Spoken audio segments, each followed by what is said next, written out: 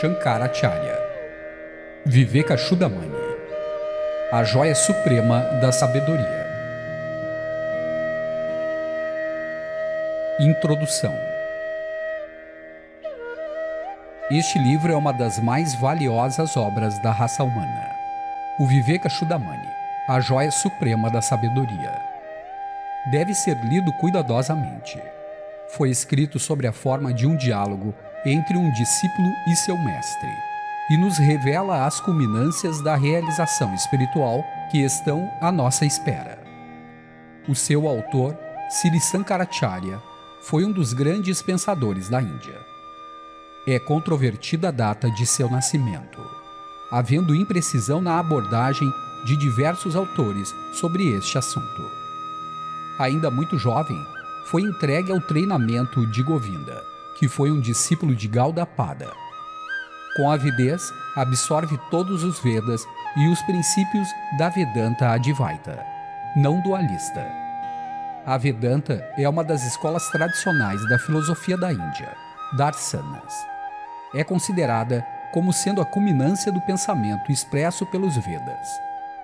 A tradição antiga da Índia, conhecida como Brahmanismo, havia entrado em decadência, com a mecanização dos seus rituais e o estabelecimento de normas rígidas de estratificação social através da deturpação do conceito das castas. Foi então que no século VI a.C., nasceram os chamados movimentos de protesto que buscavam revitalizar a tradição antiga através de novos caminhos. É o período onde nasceram o budismo, o jainismo e a escola materialista dos Carvakas. O budismo, com sua amplitude de pensamento, praticamente assumiu uma posição importante na Índia, ultrapassando a antiga tradição bramânica. Mas com a Vedanta, o budismo restabelece em formas novas a antiga tradição dos Vedas. O professor Sri Radhakrishnan, na sua obra Indian Philosophy, sintetiza o pensamento de Shankara nos seguintes pontos. Nossos sentidos podem nos iludir. A nossa memória é uma ilusão, porque é o registro parcial das experiências do passado. As formas do mundo são pura fantasia. O ego é auto-estabelecido e diferente de tudo mais, seja físico ou mental. Atman é existência, Chit, consciência, Sat, e bem-aventurança, Ananda, é universal e infinito. O mundo objetivo é dependente, é um processo em constante mutação. O mundo não é inexistente, nem um vazio. O mundo não é a realidade última. Nossa ignorância nasce da confusão entre o sujeito transcendental, Atman, e a existência empírica, Anatman. Quando analisamos o mundo do ponto de vista cósmico, vemos que o mundo é preso pelas categorias do espaço, tempo e causa. Como base e raiz de toda a experiência, temos Brahman, que é diferente do mundo espaço-tempo-causa. Nada é semelhante a ele, nada é diferente. É não empírico, não objetivo, completamente outro. Mas não é o não ser. É o ser mais alto. O mundo depende de Brahman, mas Brahman não depende de nada. A ignorância afeta todo o nosso ser. Removê-la é realizar a verdade. Quando o erro é retirado, brilha a sabedoria. A verdade absoluta é Brahman. Nirguna Brahman é sem qualidades. Saguna Brahman é Ishvara, Deus, o Criador e governador do universo empírico. Pela prática das virtudes éticas e pela devoção e conhecimento, podemos atingir a meta da autorrealização, moksha. Moksha, autolibertação ou liberdade, é a direta realização da verdade, que existe desde a eternidade. Ao conquistarmos a libertação, nada acontece ao mundo. Somente mudam os nossos pontos de vista. Moksha não é a dissolução do mundo, mas a troca de uma visão errada pela certa. Vidya. Shankaracharya morreu na localidade de Kedarnath, aos 32 anos. Criou 4 mosteiros para difundir a sua mensagem, sendo o principal o de Siringeri, em Mysore. Os outros estão situados em Puri, leste, Dukara, oeste, e Bardirinar, ao norte dos Himalaias. Em sua curta vida, Shankara revelou-se gênio em vários campos de atividade. Foi filósofo, poeta, sábio, santo, místico e reformador religioso.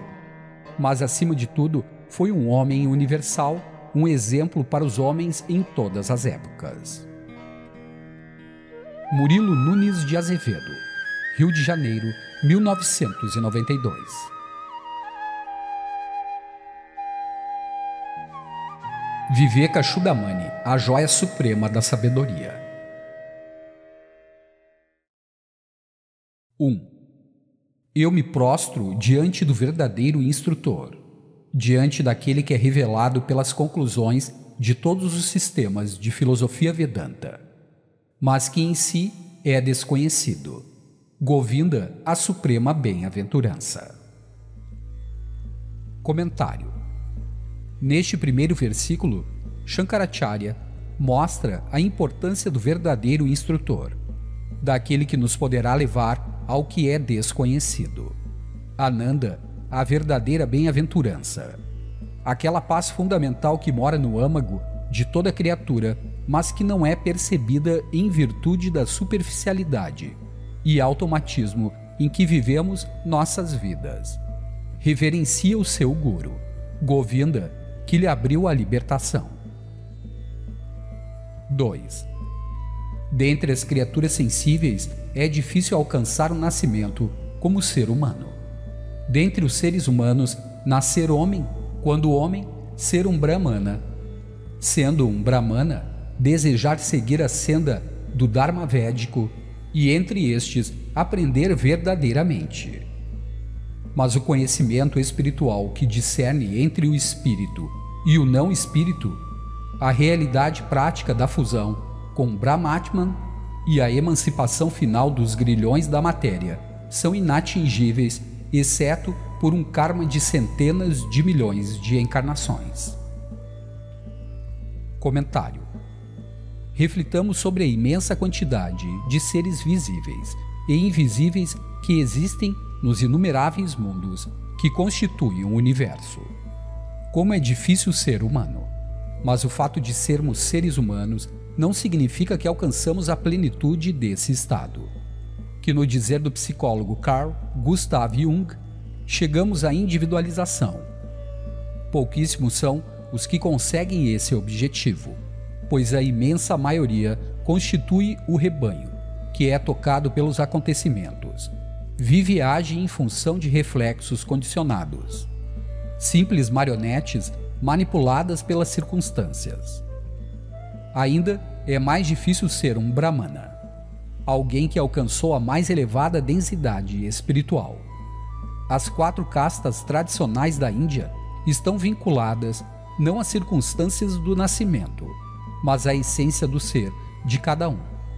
Mesmo para os que sejam realmente Brahmanas, há a dificuldade de desejar efetivamente seguir o Dharma, como expresso nos Vedas. O Dharma é lei, ordem, justiça. É a linha de menor resistência que, uma vez seguida, nos permite alcançar a libertação dos laços do karma.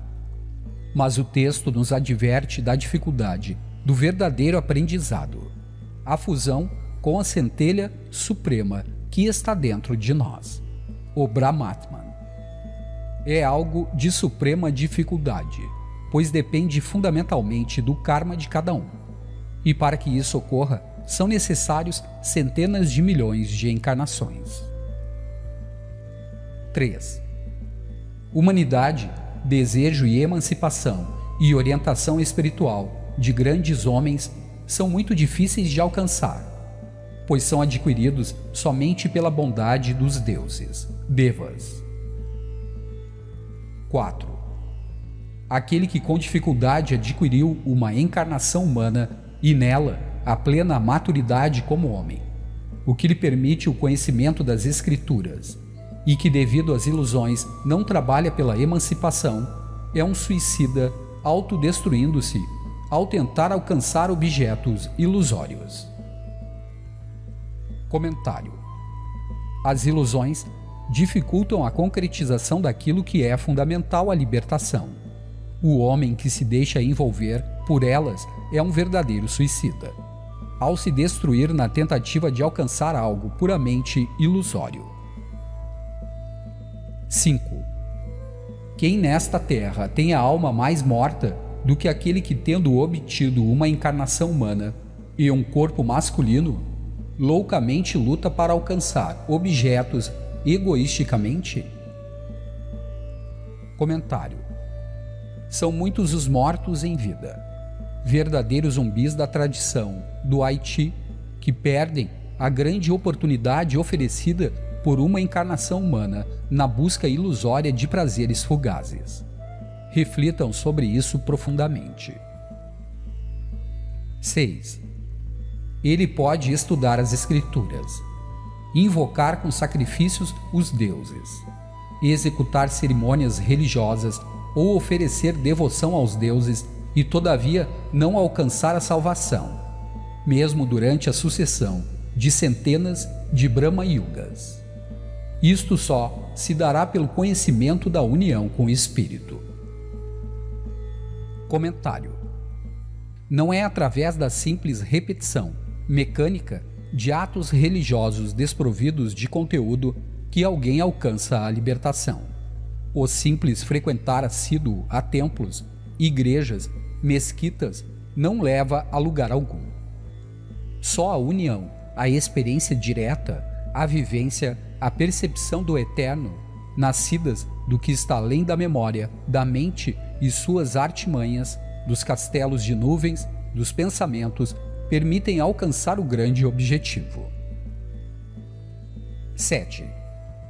A imortalidade, alcançada através da obtenção de qualquer condição objetiva, tal como a de um Deus, está sujeita a findar, pois está claramente estabelecido nas Escrituras, Shrut, que o karma nunca é causa da emancipação.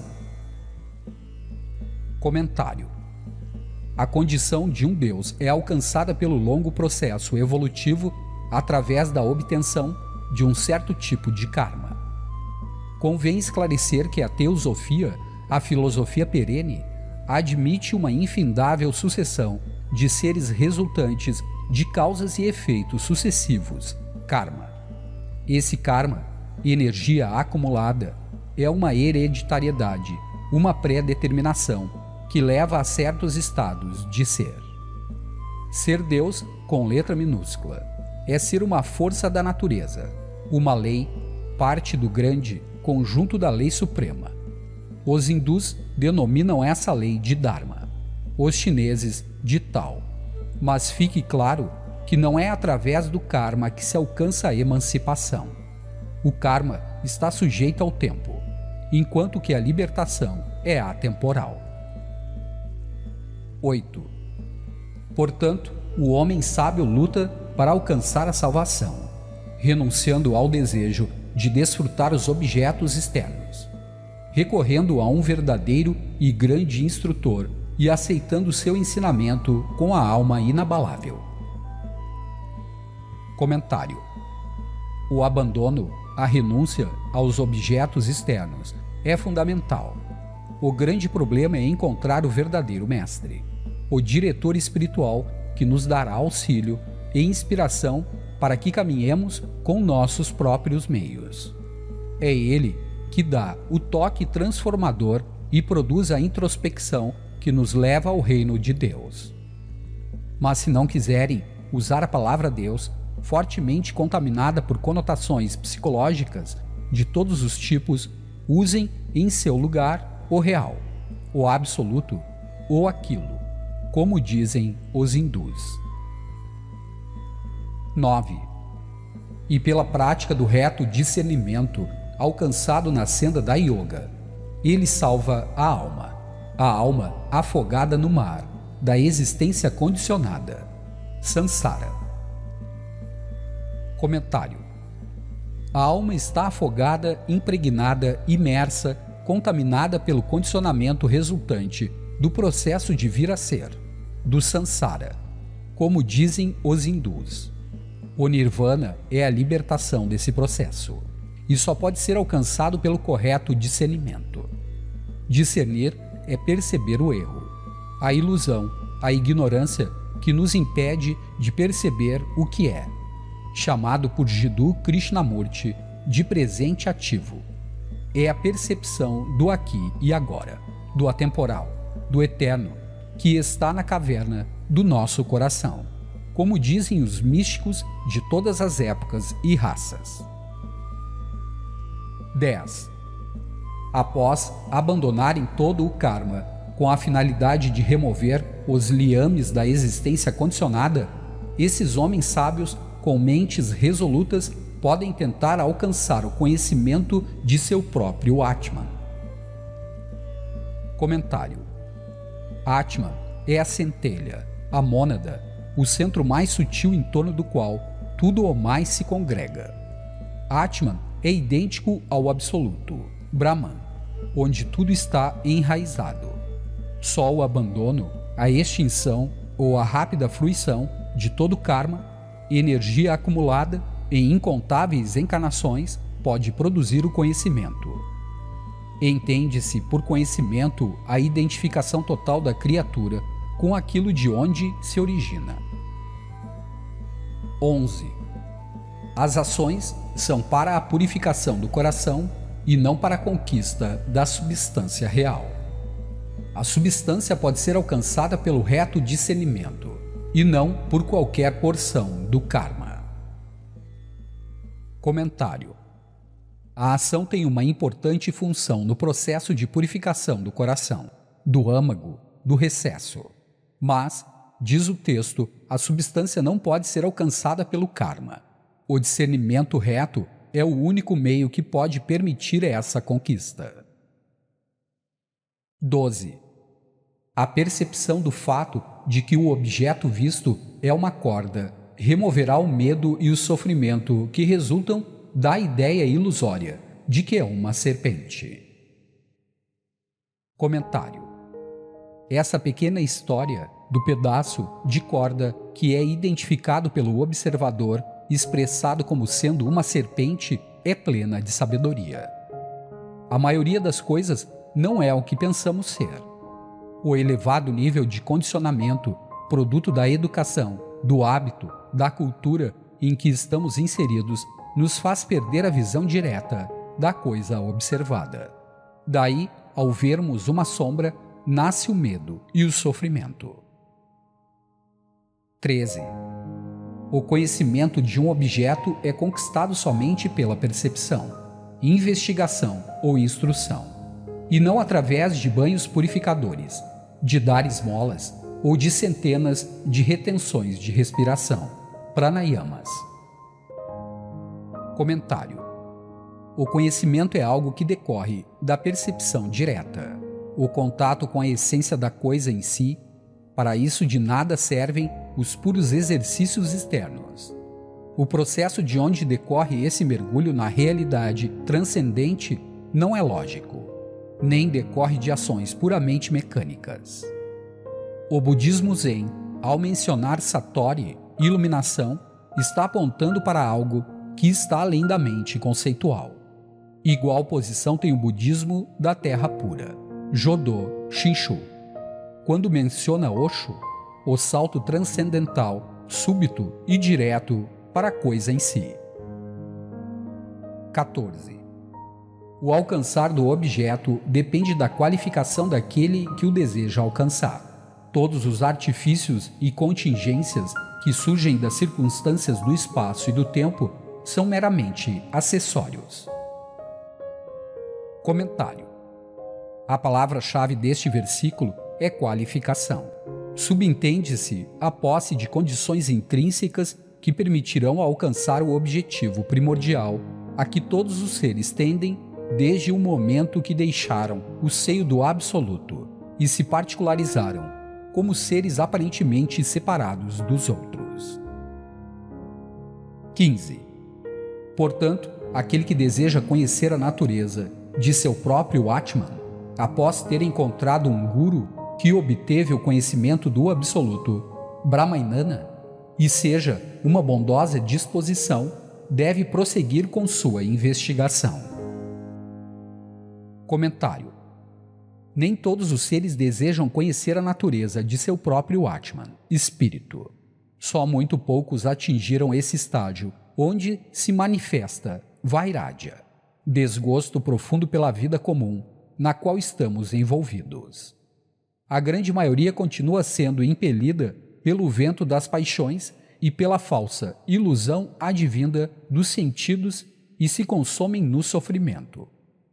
A presença de uma alma guia é muito importante, de alguém que possui revelado em si o conhecimento do Absoluto e manifestada aquela compaixão que é o amor infinito por todos os que sofrem nas malhas da ignorância. Dessa alma guia advém a inspiração, o entusiasmo, para os que vêm se libertar da grande ilusão, Maya. 16. Aquele que possui um forte intelecto, que é instruído e tem os poderes da compreensão, é um homem qualificado para tal investigação. Comentário: nem todos estão qualificados para essa profunda investigação. É necessário que o indivíduo que se dispõe a atingir tal objetivo supremo, a libertação das malhas da ilusão, Maya, e da ignorância, Avidya, se prepare com muito empenho. 17. Somente é considerado digno de inquirir sobre o espírito Brahman aquele que tem discernimento, não tem apegos ou desejos, tem chama e as outras qualificações, e que possui a vontade de emancipar-se. Comentário: uma série de qualificações foram alinhadas. São condições indispensáveis para o aspirante ao mundo do espírito. Sem elas, nada será possível, a não ser o contínuo borboletear nas malhas de Sansara, vir a ser. Mas, acima de tudo, é indispensável uma firme determinação, desejo, para alcançar a meta suprema. É ela que nos dá a força interior para vencer o desânimo e os obstáculos materiais que atingem o cansado viajante. Essa determinação é como um pavio que mergulha no combustível da lamparina. Sem ele, não haveria a luz. 18. Com essa finalidade, há 4 espécies de treinamentos preparatórios, diz o sábio. Com eles, a tentativa terá sucesso. Sem eles, não haverá êxito. Comentário: na vida espiritual, assim como no caso dos atletas físicos, há uma série de treinamentos preparativos que servem para lançar os fundamentos para o futuro. E esse treinamento prévio é importantíssimo para que alcancemos a meta suprema. 19. Viveka é reconhecido como sendo o discernimento do eterno em relação ao transitório. Então, segue-se Vairagya, a renúncia do desejo de usufruir dos frutos da ação, aqui e agora. Comentário: discernimento significa a capacidade de distinguir o eterno do transitório, algo muito difícil para os que estão presos na rede do pensamento, da memória e do hábito repetitivo. Só os que se libertarem dos véus de Maya, ilusão, poderão renunciar ao desejo de fruir os frutos da ação. 20, 21, 22. Em terceiro lugar, Shat Sampati, as 6 possessões que se iniciam com chama. E quarto, Mumukshutva, a aspiração pela emancipação. Brahman é verdadeiro. O mundo transitório é uma ilusão. Tal é a forma da conclusão final, que se diz ser o discernimento entre o transitório e o eterno. A renúncia do desejo consiste em abandonar os prazeres da visão, audição, etc. E também em abandonar todos os prazeres derivados de todos os objetos transitórios do prazer, desde o corpo físico até Brahma, o Criador. após ter meditado inúmeras vezes a respeito dos seus defeitos e limitações. Comentário: todo sentido de posse tem de ser abandonado, bem como todos os prazeres advindos do mundo dos sentidos. Enquanto houver um resquício de apego, a libertação final não será alcançada e o homem continuará preso ao seu pequenino mundo de faz de conta. 23-24. Chama é a imperturbável concentração da mente sobre o objeto de percepção. Dama disse ser o confinamento às suas próprias esferas, dos órgãos de ação e de percepções sensoriais, após tê-los feito desprender dos objetos dos sentidos. Uma condição não relacionada com ou dependente do mundo externo é o verdadeiro uparati. Comentário: nestas três qualificações mencionadas, chama, dama e uparati, há uma preparação gradual para um alargamento de consciência, onde o eu isolado desaparece para emergir o todo. No primeiro, chama, há uma ininterrupta concentração da mente no objeto observado, algo que ocorre muito raramente no homem comum, que simplesmente pousa nos objetos contemplados sem perfurá-los, com a compreensão. No segundo, dama, há a volta aos órgãos dos sentidos, desprendendo-os dos objetos observados. Por fim, surge o uparati, um estado onde há uma total ausência dos objetos externos. 25. Titiksha é o suportar de toda dor e sofrimento sem nenhum pensamento de retaliação, sem abatimento e sem lamento. Comentário: Titiksha é paciência infinita, equanimidade, equilíbrio, o corajoso suportar de todas as situações às quais a vida nos submete, sem reclamações ou lamentos. 26.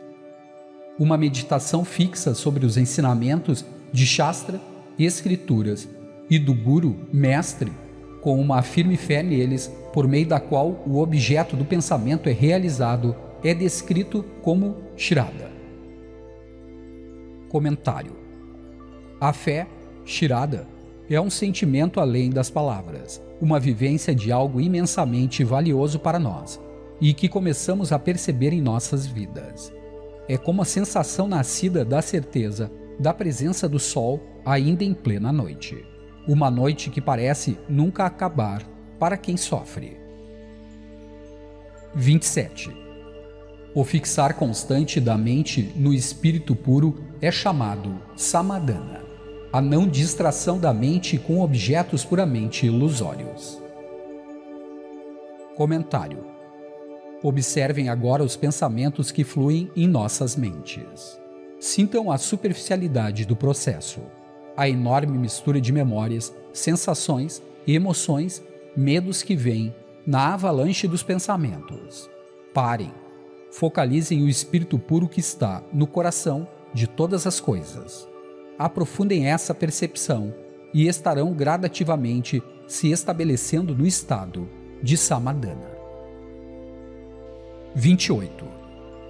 Mumukshutva é a aspiração à libertação, através do conhecimento de nosso verdadeiro ser, de todos os elos criados pela ignorância, começando pelo sentimento da personalidade e terminando com a identificação de si mesmo com o corpo físico.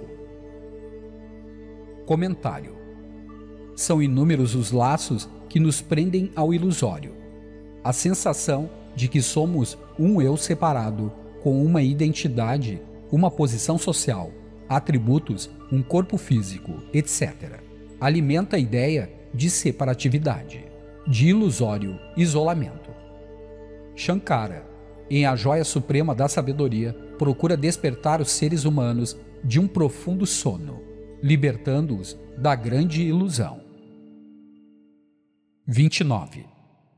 Mesmo que as qualificações enumeradas sejam possuídas em pequeno ou moderado grau, ainda assim serão fortalecidas e melhoradas pela ausência de desejo por chama e outras qualidades e pela bondade do instrutor, e darão frutos. Comentário: não devemos nos desesperar se o nosso caminho for pedregoso. Com fé e trabalho constante, ele poderá ser preparado. A ausência de desejos e as qualificações mencionadas anteriormente, mais a compaixão do instrutor, produzirão resultados. Não esperem que isso ocorra imediatamente, pois o processo é lento. Mas há casos em que subitamente a emancipação é alcançada e acabam-se todos os problemas naquele instante mágico. Não fiquem na expectativa de que isso possa ocorrer, pois gera desejo, tensão, sofrimento e a deformação do real. 30. Naquele em quem a ausência de desejo, Vairagya, e a aspiração pela emancipação, Mumukshutva, são proeminentes, chama e outras qualificações produzirão grandes resultados. Comentário: a ausência de desejos é fundamental no processo liberatório. À proporção que isso ocorre, as qualificações já mencionadas, chama, dama, uparati, titiksha, shraddha, samadhana, produzirão na medida de sua intensidade grandes resultados. A retirada da erva daninha dos desejos é fundamental para que a terra torne-se produtiva. 31. Quando a ausência do desejo e a aspiração pela emancipação são fracas, haverá apenas indicações de chama e das outras qualificações, tal como ver a água em uma miragem. Comentário: mais uma vez, a ausência de desejos e a aspiração pela emancipação são fundamentais. Se forem de pouca intensidade, todas as qualificações indispensáveis para que a libertação seja alcançada serão fracas, e pouco ou nada será obtido. Devemos meditar profundamente no sentido deste versículo até que a resposta, sem palavras, sobrevenha. 32. Dentre os instrumentos de emancipação, o supremo é a devoção, Bhakti, a meditação sobre a verdadeira forma do ser real, disse ser devoção. Comentário: a devoção é um ato de dedicação a algo. No versículo anterior, esse objeto é o ser real. Entende-se por ser real aquele que está por trás, no âmago, do ser ilusório. A devoção não é um processo intelectual, e sim o alvorecer de uma consciência, de uma realidade que está além das palavras e das formas. A devoção é autoalimentada quando se amplia o canal de ligação com o atemporal. Então, começa a florescer uma paz que ultrapassa todo o entendimento humano. Uma felicidade transcendente que pode se transformar em supremo êxtase quando a gota mergulha de volta no oceano. 33. Outros dizem que devoção é a meditação na natureza de nosso Atman. Aquele que possui todas essas qualificações é o que está apto a conhecer a verdadeira natureza de Atman.